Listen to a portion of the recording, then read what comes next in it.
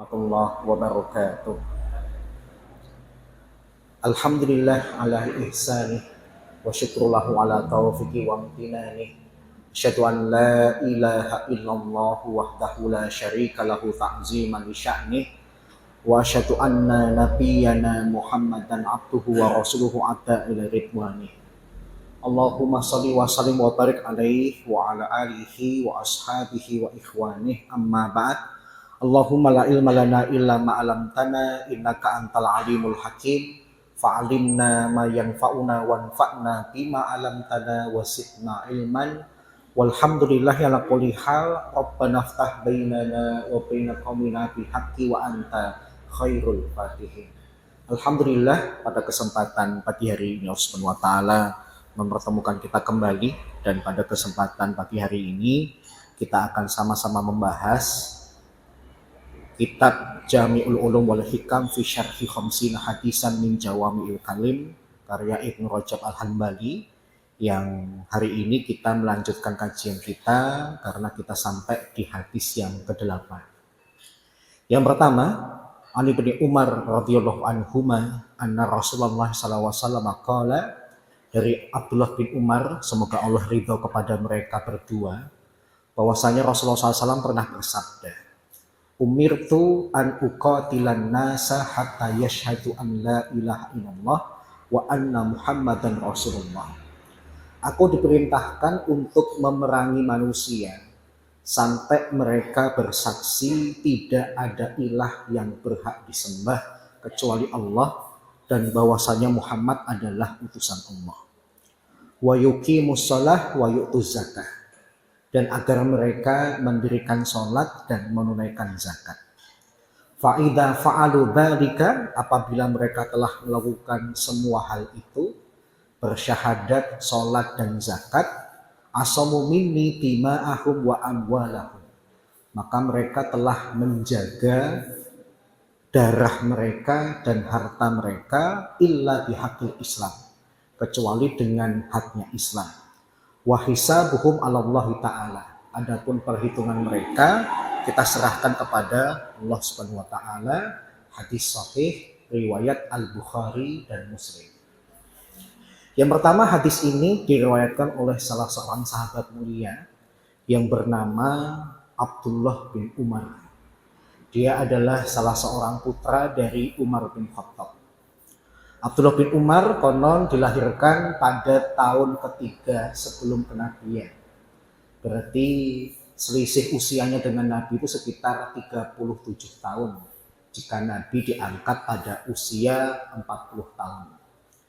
Beliau ini salah seorang sahabat yang terdidik oleh keluarga yang taat beribadah. Ayahnya adalah Umar bin Khattab yang bakal menjadi khalifah kedua di dalam Islam setelah Abu Bakar, dan ibunya adalah seorang wanita yang salehah yang bernama Zainab binti Mat'un radhiyallahu anha. Dan kalau kita lihat dari segi namanya, maka saya teringat dengan sabda Nabi dalam Sahih Muslim, bahwasanya Rasulullah SAW pernah bersabda, inna ahabba asma'ikum ilallah Abdullah wa Abdurrahman. Sesungguhnya nama yang paling dicintai oleh Allah di antara nama-nama kalian itu adalah Abdullah dan Abdurrahman. Al-Imam An-Nawawi rahimahullah ta'ala sendiri mencatat, di zaman Nabi ada 120 sahabat yang namanya adalah Abdullah.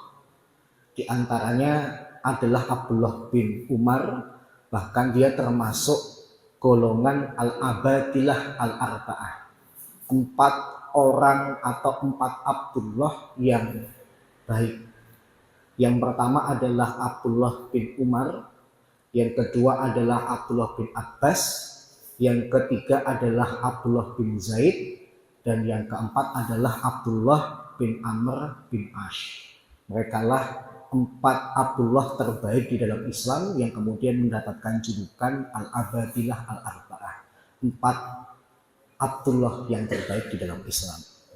Yang Abdullah bin Umar radhiyallahu anhuma seringkali menjadi referensi para sahabat untuk meniru hal-hal yang terkait dengan Nabi. Bahkan ada suatu momen di mana tatkala akan melaksanakan sholat, Abdullah bin Umar menunjukkan kepada para sahabat lain tentang bagaimana cara Rasulullah SAW mengendarai unta. Jadi Nabi itu punya gaya khusus tatkala mengendarai unta. Di antara sahabat yang mengetahui, memahami, bahkan bisa menirukan adalah Abdullah bin Umar radhiyallahu anhu. Beliau kemudian dijadikan oleh para sahabat sebagai mufti. Beliau memberikan fatwa selama 60 tahun dan Allah mentakdirkan beliau wafat pada usia 84 tahun. Beliau meninggal di Mekah. Konon di waktu usia tuanya beliau sempat mengalami kebutaan, dan konon tatkala beliau wafat, beliau tergolong sebagai sahabat Nabi yang terakhir kali meninggal di kota Mekah. Begitu banyak jasanya Abdullah bin Umar di dalam Islam, sampai-sampai ada sekitar 2630 hadis yang diriwayatkan oleh Abdullah bin Umar radhiyallahu anhu. Nah, di antara hadis yang diriwayatkan oleh Abdullah bin Umar radhiyallahu anhu adalah sebuah sabda Nabi yang berbunyi, "Aku diperintahkan oleh Allah untuk memerangi manusia sampai mereka mengucapkan 2 kalimat syahadat, sampai mereka sholat, sampai mereka menunaikan zakat. Yang kalau mereka sudah melakukan semua hal itu, maka mereka telah menjaga darah dan harta mereka, kecuali dengan haknya Islam, dan perhitungan mereka kita serahkan kepada Allah Subhanahu wa taala." Saya sempat membaca keterangan hadis ini yang disampaikan oleh beberapa ulama. Di antaranya keterangan para ulama adalah konon hadis ini termasuk hadis yang uniknya tidak diketahui oleh Abu Bakar As-Siddiq dan Umar bin Khattab radhiyallahu anhu. Lebih tepatnya tatkala Abu Bakar As-Siddiq menjadi khalifah yang pertama, maka terjadi kejadian di mana banyak orang-orang Arab Badui kemudian murtad, bahkan mereka juga tidak membayar zakat. Kemudian Abu Bakar As-Siddiq dan Umar tahu lafalnya dari Nabi itu cuma sepotong yang depan. Umirtu an uqatilan nasa hatta yasyhadu an la ilaha illallah wa anna muhammadan rasulullah. Aku diperintahkan untuk memerangi manusia sampai mereka bersaksi tidak ada ilah yang berhak disembah kecuali Allah dan Muhammad adalah utusan Allah. Lanjutan belakangnya Abu Bakar dan Umar tidak tahu. Yang tahu diantaranya adalah Abdullah bin Umar. Maka tatkala ada kasus, ada orang-orang Arab Badui yang kemudian murtad, akhirnya Abu Bakar As-Siddiq beristihad dengan melakukan qiyas. Kalau mereka tidak mau bersyahadat saja kita perangi, maka tatkala mereka kemudian akhirnya tidak mau sholat, tidak mau membayar zakat, kita perangi. Umar bin Khattab radhiyallahu anhu sempat protes dan tidak sependapat. Bagaimana engkau akan memerangi orang yang sudah bersaksi la ilaha illallah Muhammad Rasulullah? Tetapi karena argumen dari Abu Bakar lebih kuat, maka akhirnya Umar bin Khattab menerima pendapat dari Abu Bakar As-Siddiq, yang para ulama kemudian mengatakan seandainya Abu Bakar As-Siddiq dan Umar tahu hadis ini, maka Abu Bakar As-Siddiq tidak perlu melakukan qiyas, tidak perlu melakukan qiyas atau analogi untuk memerangi orang-orang yang murtad, yang diwujudkan dengan mereka tidak mau lagi sholat dan tidak lagi membayar zakat. Kemudian hadis ini oleh beberapa orang yang tidak paham Islam sengaja digunakan untuk memfitnah Islam sebagai agama yang identik dengan kebengkisan, kekejaman, bahkan digambarkan sebagai agama yang identik dengan pedang. Kenapa? Karena lafal dari Nabi yang awal itu terkesan mengerikan. Umirtu an uqatilan nasa. Aku diperintahkan untuk memerangi manusia. Seakan-akan Muhammad itu identik dengan perang. Padahal para ulama mengatakan manusia yang dimaksud di dalam hadis ini bukan seluruh manusia. Nabi itu diperintahkan untuk memerangi Ada dua pendapat. Yang pertama yaitu orang-orang yang memerangi beliau. Kalau ada orang yang ngajak perang, kita lawan dengan peperangan. Ada orang yang nantang, kita sambut tantangannya. Ini yang pertama. Atau yang kedua, yang diperangi oleh Nabi itu adalah orang-orang musyrik Mekah. Karena konon lafal hadis Nabi ini diucapkan tatkala beliau itu sedang berbincang dengan orang-orang musyrik Mekah yang mereka secara terang-terangan melakukan perlawanan dan peperangan terhadap umat Islam. Maka Nabi kemudian mengatakan, aku diperintahkan untuk memerangi manusia. Manusia di sini bukan manusia secara umum, tetapi khusus, yaitu orang yang ngajak perang atau orang-orang musyrik Mekah yang saat itu memang sangat membenci dan memusuhi Islam. Kemudian Rasulullah SAW memperingatkan hal yang paling penting yang pertama adalah agar manusia itu bersyahadat tidak ada ilah yang berhak disembah kecuali Allah. Kalimat la ilaha illallah itu seringkali dibahas oleh para ulama. Ada nafyun, ada isbat. Ada yang dinafikan, ada yang ditetapkan. Yang dinafikan kalimat awal la ilaha, tidak ada sesembahan. Seakan-akan kosong, nggak ada sesembahan. Tapi kemudian tempat yang kosong itu menjadi terisi dengan satu saja. Setelah kemudian ada kata sesudahnya yaitu illallah, kecuali Allah. Seperti kalimat tidak ada seorang pun siswa di dalam kelas, berarti kelas itu kosong, kecuali Eko. Berarti yang di dalam kelas siapa? Cuma Eko. Bicara tentang sesembahan yang berhak untuk disembah berarti cuma siapa? Allah Subhanahu wa taala. Kemudian bukan cuma bersaksi tentang Allah tetapi juga bersaksi kepada Nabi Muhammad SAW. Syekh Muhammad bin Abdul Wahab rahimahullah taala itu menerangkan konsekuensi seseorang ketika mengucapkan wa asyhadu anna Muhammadan Rasulullah, dan aku bersaksi bahwasanya Muhammad itu adalah utusan Allah. Konsekuensi kalau orang itu bersyahadat kepada Rasul itu apa? Yang pertama, melakukan apa yang beliau perintahkan. Yang kedua, membenarkan setiap berita yang beliau sampaikan. Yang ketiga, menjauhi larangan beliau. Dan yang keempat, tidak menyembah Allah kecuali dengan syariat beliau. Setidaknya inilah 4 konsekuensi ketika seseorang itu bersyahadat terhadap Nabi Muhammad SAW sebagai utusan Allah. Jadi yang pertama, melaksanakan perintah beliau, membenarkan kabar beliau, menjauhi larangan beliau, dan yang keempat, tidak menyembah Allah kecuali dengan syariat beliau. Sehingga ibadah apapun dari ibadah yang terkecil sampai ibadah yang terbesar harus sesuai dengan syariat Nabi Muhammad SAW. Kemudian wa yuqimus shalah wa yu'tuz zakah. Kalau kita perhatikan 2 kalimat syahadat, sholat dan zakat adalah bagian dari rukun Islam yang 5. Tetapi kenapa di dalam hadis ini cuma disebutkan 3 dari yang 5? Para ulama menerangkan karena 3 rukun yang pertama itu pelaksanaannya harus disegerakan.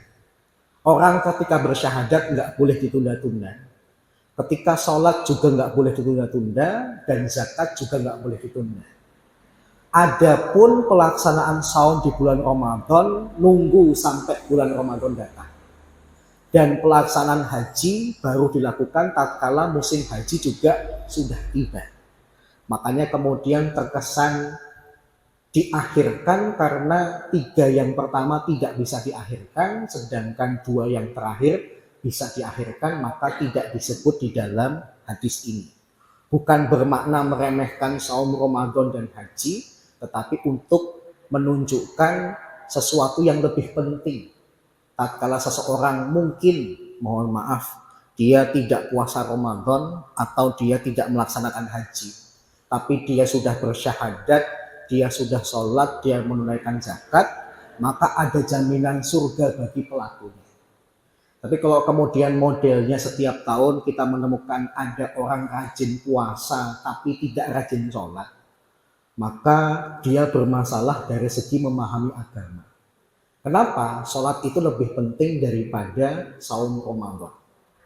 Bahkan saum Ramadan kita itu baru akan dihitung oleh Allah, baru akan dilihat oleh Allah Subhanahu wa taala tatkala sholat kita itu ada dan benar. Tapi kalau kemudian ternyata sholat kita tidak ada dan tidak benar, maka jangan harap Allah akan melihat amal-amal lain selain sholat itu. Maka menunjukkan perhatian Islam terhadap sholat begitu penting. Bahkan terjadi pembahasan di antara para ulama tatkala seseorang itu meninggalkan sholat. Satu-satunya imam madhab yang secara tegas mengatakan orang yang meninggalkan sholat itu kafir adalah Imam Ahmad. Kalau Al-Imam Asy-Syafi'i gurunya itu terkesan masih menghormati iman seseorang kalau memang belum pernah terucap dari lisannya bahwasanya sholat itu tidak wajib. Tapi kalau kemudian dia sampai mengatakan sholat itu tidak wajib, madhab apapun, imam manapun pasti mengatakan orang itu kafir. Tapi kalau kemudian dia tidak sholat karena malas, dia tidak sholat karena terpengaruh lingkungan dan sebagainya, tapi hatinya masih mengakui sholat itu wajib, masih ada keimanan kepada Allah dan Rasulnya, maka tidak dihukumi kafir oleh 3 madhab yang lain, hanya madhab Hambali saja yang tegas mengatakan orang itu kafir. Kemudian yang selanjutnya, kalau 3 hal itu sudah dilakukan, maka pelakunya akan aman darah dan hartanya kecuali dengan hak Islam. Para ulama mengatakan ketika seseorang sudah bersyahadat saja, maka dia akan aman untuk tidak diperangi atau bahkan dihalalkan darahnya. Di awal tadi saya sempat mengatakan hadis ini sempat dijadikan oleh orang-orang yang tidak paham Islam atau benci Islam untuk menggambarkan Islam itu adalah agama yang bengis. Padahal kenyataannya tidak. Kenapa? Karena di dalam Al-Quran terlalu banyak ayat yang menunjukkan Islam itu menghargai iman orang lain. Misalnya ayat yang sering kita lantunkan dan sering kita dengar, yaitu surat Al-Baqarah ayat 256. Ketika Allah Subhanahu wa taala berkata, la ikraha fiddin, tidak ada paksaan dalam agama. Kalau Bapak dan Ibu melihat sababun nuzul dari ayat ini bercerita tentang Bani Nadir. Jadi Nabi itu tatkala masuk ke Madinah ada berbagai macam komunitas. Ada komunitas penduduk asli yaitu Aus dan Khazraj, ada orang-orang Yahudi yang mereka itu terdiri atas 3 suku besar, di antaranya Bani Nadir, Bani Qainuqa, dan Bani Quraizah, yang masing-masing mereka itu ternyata nanti mengkhianati Nabi. Bahkan Bani Nadir itu pernah ingin membunuh Nabi dengan ingin melemparkan batu ke atas kepala Nabi. Maka mereka kemudian diusir oleh Nabi. Tapi tatkala terjadi pengusiran itu, ternyata ada beberapa anak Ansor yang ternyata tinggalnya itu bersama dengan orang-orang Bani Nadir. Maka orang tua mereka kemudian memberikan masukan kepada Nabi, ya Rasulullah, anak-anak Ansor yang ikut Bani Nadir itu jangan ikut-ikutan untuk diusir. Maka Nabi SAW kemudian mengatakan, ya terserah mereka, la ikraha fiddin. Mau ngikut orang tuanya Ansor seperti orang-orang beriman seperti kita, atau mereka milih untuk diusir gara-gara mereka punya hubungan yang dekat dengan Bani Nadir yang hari ini aku usir mereka dari kota Madinah. Menunjukkan Islam menghargai akidahnya orang lain. Kemudian ayat yang lain juga Allah Subhanahu wa taala berkata, la yanhakumullahu 'anil ladina lam yuqatilukum fid dini wa lam yukhrijukum min diyarikum an tabarruhum wa taqsutu ilaihim innallaha yuhibbul muqsitin. Allah tidak melarang kalian untuk berbuat baik kepada orang yang tidak memerangi kalian dalam masalah agama, dan tidak mengeluarkan kalian dari rumah kalian untuk kalian berbuat baik kepada mereka dan berbuat adil kepada mereka. Sesungguhnya Allah mencintai orang-orang yang berbuat adil. Maka ayat-ayat seperti ini menjadi dalil bahwasanya Islam bukan agama perang. Orang yang kemudian diperangi di dalam Islam cuma model kafir yang keempat, yang dulu pernah kita bahas. Orang kafir itu oleh Nabi dibagi menjadi 4. Yang pertama ada istilah kafir mustakman, yaitu orang kafir yang minta perlindungan kepada umat Islam karena merasa kekuatan militer mereka belum kuat atau tidak kuat. Khawatir diserang oleh pihak lain, minta perlindungan kepada umat Islam. Ada juga kafir mu'ahad, orang kafir yang bikin perjanjian gencatan senjata dengan umat Islam. Maka tidak boleh diperangi, tidak boleh dibunuh. Bahkan Nabi SAW mengatakan, man qatala mu'ahadan lam yaroh ra'ihatal jannah wa inna rihaha latujadu min masirati arba'ina aman. Barang siapa yang membunuh kafir mu'ahad, maka tidak akan mencium baunya surga, padahal bau surga itu bisa dicium dari jarak 40 tahun perjalanan. Kemudian yang ketiga ada kafir dhimmi, orang kafir yang di bawah pemerintahan umat Islam. Negaranya Islam, mayoritas penduduknya Islam, tetapi ada orang-orang kafir yang hidup di wilayah yang sama, maka mereka disebut dengan kafir dhimmi. Kewajiban mereka adalah membayar jizyah. Jizyah itu lebih ringan daripada zakat. Tujuannya adalah untuk uang keamanan mereka. Maka 3 kafir ini, kata Nabi, jangankan dibunuh, diperangi aja nggak boleh. Hanya 1 model orang kafir saja yang diperbolehkan untuk dibunuh. Diperbolehkan, bukan wajib. Karena pernah ada salah seorang laki-laki yang bernama Sumamah bin Usal. Dia itu tokohnya orang kafir, ditangkap oleh Nabi. Kemudian dia setiap hari tatkala Nabi menemuinya kemudian bilang, kalau lepaskan saja aku, atau kalau kamu nanti nekat membunuh aku, pengikutku tuh banyak, mereka pasti akan balas dendam kepadamu. Beberapa hari ngomong kepada Nabi itu sebenarnya seperti itu, maka Nabi SAW akhirnya mengatakan ya sudah, bebaskan saja dia. Menunjukkan orang-orang yang disebut kafir dhimmi tidak diwajibkan untuk dibunuh, tapi boleh dibunuh. Boleh sih boleh, tapi tidak sampai wajib. Yang kedua, peristiwa tatkala Fathu Mekah. Nabi tatkala masuk ke kota kelahiran beliau, masih ada orang-orang kafir Mekah yang stay, tidak ikut lari, tidak melarikan diri, karena mereka tahu sifat Muhammad SAW. Maka Nabi SAW kemudian berbelas kasih kepada mereka, kemudian mengatakan idhabu fa'antumutulaqa, silahkan kalian pergi karena hari ini kalian dibebaskan. Maka ini menunjukkan betapa rahmatnya Islam, dan Islam tidak pernah mengajarkan seseorang untuk membunuh atau mengalirkan darah seseorang kecuali dengan haknya Islam. Haknya Islam itu apa? Akan diterangkan di hadis berikutnya, bahwasanya seseorang itu diperbolehkan untuk dialirkan darahnya meskipun dia sudah bersyahadat, sholat, bahkan zakat, kalau dia kemudian melakukan kesalahan-kesalahan besar. Yang pertama apa? As-sayyibuz zani. Pertama adalah orang yang sudah menikah tapi dia berzina. Maka dia dihukum mati dengan dirajam, maka halal darahnya untuk dialirkan karena dia melakukan kesalahan yang fatal. Tetapi rajam ini baru bisa dilaksanakan kalau ada pemerintahan Islam. Nggak boleh sembarangan orang itu kemudian merajam orang. Misalnya ada orang datang ke Pak Sarjono, ngaku saya sudah menikah tapi saya berzina, tolong rajam saya. Maka Pak Sarjono tidak diperbolehkan untuk merajamnya, karena rajam itu baru bisa dilaksanakan kalau ada pemerintahan Islam. Yang kedua, seseorang itu diperbolehkan dibunuh di dalam Islam meskipun dia muslim, tatkala wan nafsu bin nafsi, karena dia sudah membunuh. Maka terjadi hukum qisas, nyawa dibalas dengan nyawa.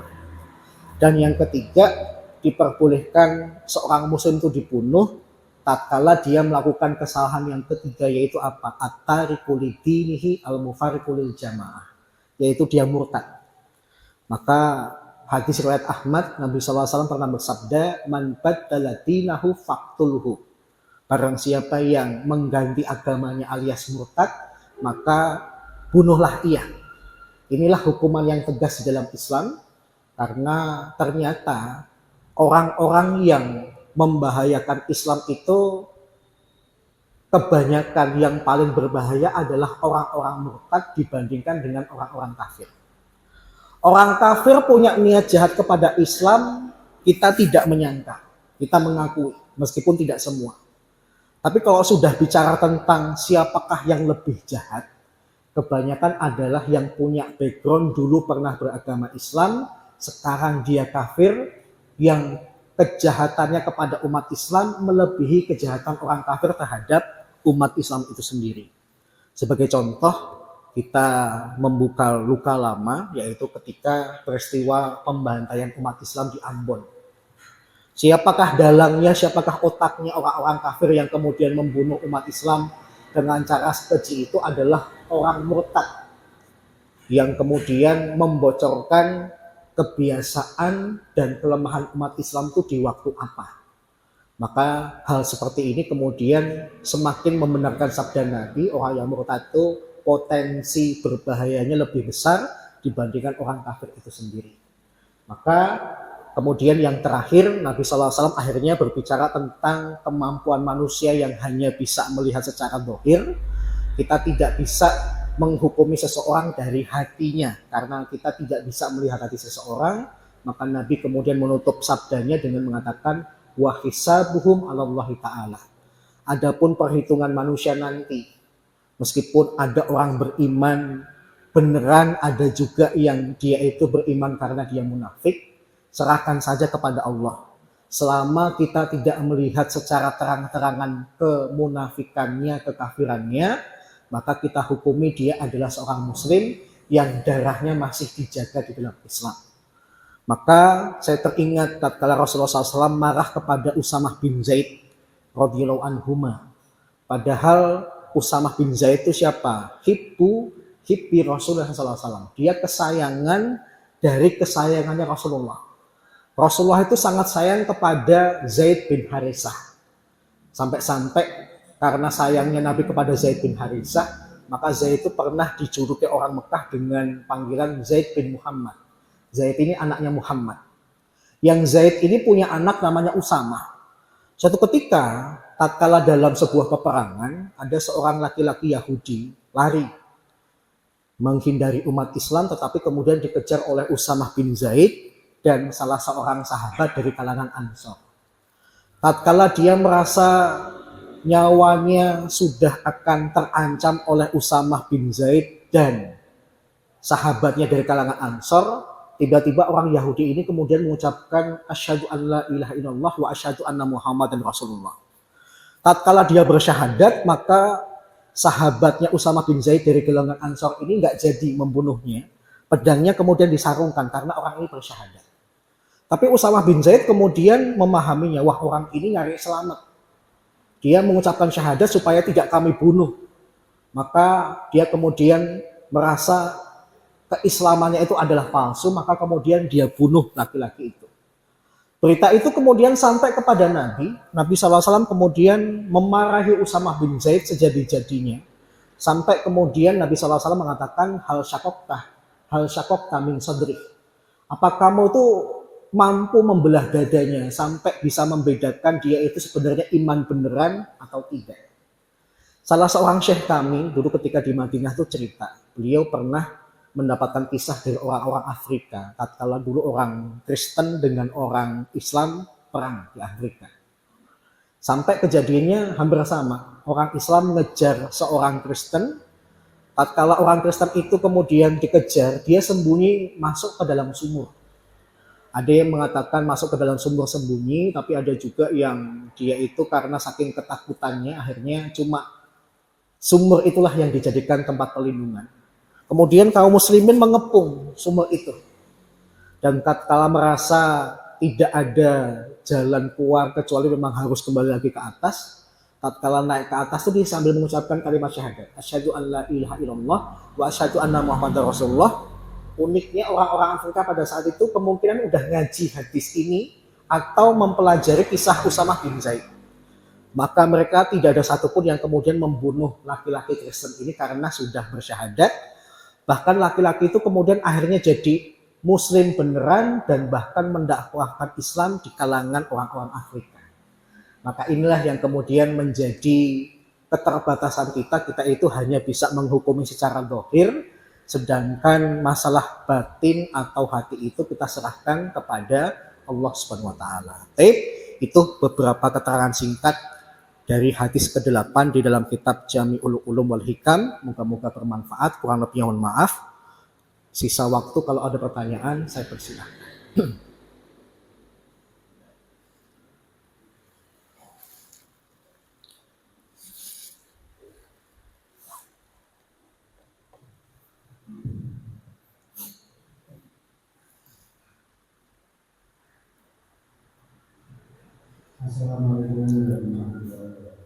Waalaikumsalam warahmatullahi wabarakatuh.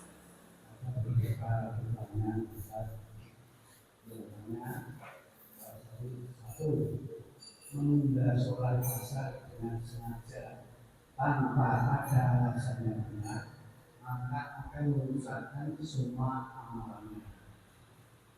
Yang kedua, mohon diterangkan yang dimaksud dengan mencuri sholat. Dan yang ketiga, bila orang membayar dia karena tidak buat puasa atau dari makhluk, maka makanan yang diberikan buat orang miskin itu apa harus untuk makan satu hari pagi siang dan malam, dan diberikan sekali untuk satu untuk semua atau diberikan tiap-tiap saat makan. Terima kasih. Waalaikumsalam warahmatullahi wabarakatuh. Yang pertama kaitannya dengan sholat asar. Ada orang yang kasusnya mengakhirkan sholat asar tanpa udzur. Apakah itu nanti akan merusak seluruh amalnya? Maka kaitannya dengan masalah sholat asar ya. Sholat asar itu termasuk sholat yang agak spesial di dalam Islam. Karena Allah Subhanahu wa taala sampai berkata, hafizu 'alas sholawati was sholatil wusta wa qumu lillahi qanitin. Jagalah seluruh sholat dan jagalah sholat al-wusta, sholat pertengahan. Di antara tafsiran para ulama tentang makna sholat pertengahan itu adalah sholat asar. Jika kemudian sholat pertama itu adalah subuh, duhur, kemudian pertengahannya adalah sholat asar. Kemudian Rasulullah SAW juga pernah bersabda, man sholal bardaini dakhalal jannah. Barang siapa yang sholat di dua waktu yang dingin maka masuk ke dalam surga. Dua waktu dingin itu maksudnya waktu sholat apa? Subuh dan asar. Subuh itu lagi dingin-dinginnya, asar juga dingin karena biasanya angin berhembus dengan kencang.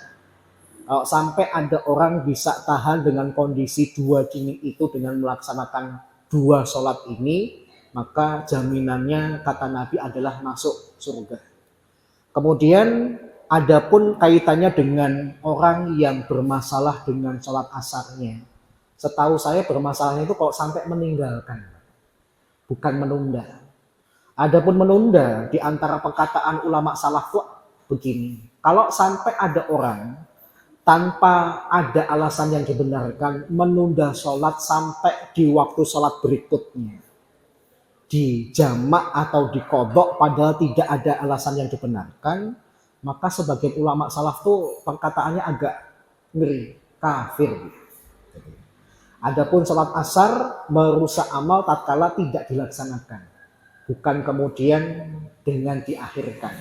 Karena kalau kita kaitannya dengan masalah sholat, kaitannya dengan masalah waktu sholat, selama memang sholat asarnya itu masih dilaksanakan di waktunya, meskipun terkesan agak mengakhirkan, maka sholatnya tetap sah. Gitu ya. Yang jadi masalah di dalam dalil itu adalah man taraka sholat al-asri dakhalan nar. Barang siapa yang meninggalkan sholat asar secara sengaja maka masuk ke dalam neraka. Lafalnya meninggalkan. bukan kemudian mengakhirkan. Kalau mengakhirkan kaitannya dengan masalah besar kecilnya pahala, kaitannya dengan sikapnya yang meremehkan sholat, karena orang tuh biasanya meremehkan perkara dalam hidupnya diawali dengan meremehkan masalah sholat. Jadi sholat yang menjadi barometer utama yang dilihat oleh para ulama. Sholatnya benar maka urusan yang lain benar. Sholatnya disiplin maka urusan duniawinya pun nanti juga disiplin dan seterusnya. Ini yang pertama. Kemudian yang kedua, apakah yang dimaksud dengan mencuri sholat? Hadis tentang mencuri sholat itu kaitannya dengan orang yang tatkala sholat tidak tumak ninah atau sholatnya dengan terburu-buru. Ketika dia rukuk maka belum sampai punggungnya lurus, dia kemudian sudah iktidal. Tatkala dia sujud, baru ditempelin beberapa detik, kemudian dia bangun untuk di antara dua sujud atau kemudian dia berdiri. Maka yang dimaksud dengan pencuri dalam sholat itu adalah orang yang sholatnya terburu-buru, tidak khusyuk, bahkan terkesan tidak tumak ninah.